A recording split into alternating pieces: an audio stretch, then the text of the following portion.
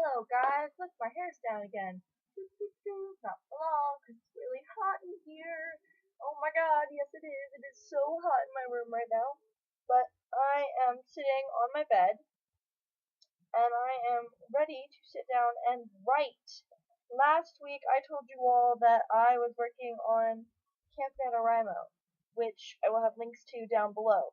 But if you didn't get my explanation, I'm going to explain it in more detail this week, and hopefully stop shaking my computer when I move, because it's sitting on my legs. But, so, Camp NaNoWriMo is basically an extension of NaNoWriMo, which is National Novel Writing Month, where you sit down and you write 50,000 words in a month. Camp NaNoWriMo is an extension of that, by where you can write your novel, or you can revise your novel, and you can set your own word count. And it's not in November; it's in July and April. So this month I am just doing a traditional Camp NaNoWriMo with 50,000 words, trying to get that done by the end of the month. And right now my word count is almost 12,000, which is way below where it's supposed to be. I think I have like 2,000, almost 3,000 words to get done today to get back up to where I'm supposed to be, which is not bad because I'm still writing and that's what counts. Now, my story is, I don't know, it's about a person. It's about this girl named Elaine who is, oh my god, it's really hard to explain. You understand if you go and write your own novel. It's just hard to explain what your story is about, because you don't want to explain it and sound stupid. So my novel is about this girl named Elaine who goes off to summer camp, and the government, she lives in a futuristic US sort of, where the government has spies, and they spy on every member of the United States in the name of their safety. So she goes to this camp, and she thinks of this idea.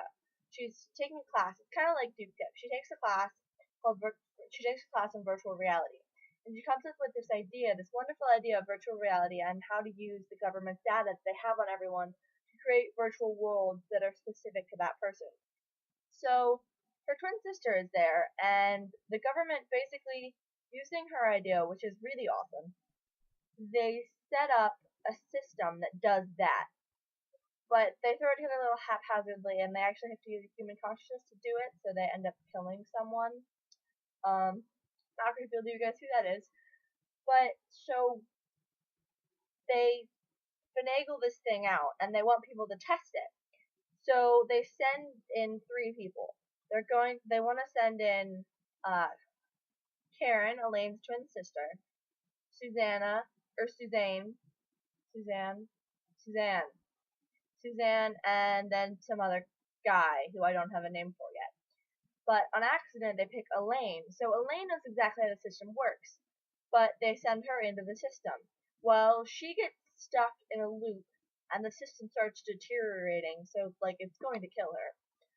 And there's this guy from her class that, like, helps Karen try and figure out how to fix the system, but it doesn't really work that well.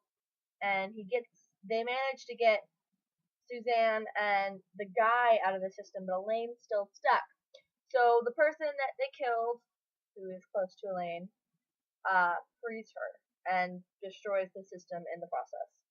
So throughout the course of this novel, Elaine learns confidence in herself, and that the government watching everyone isn't a good thing.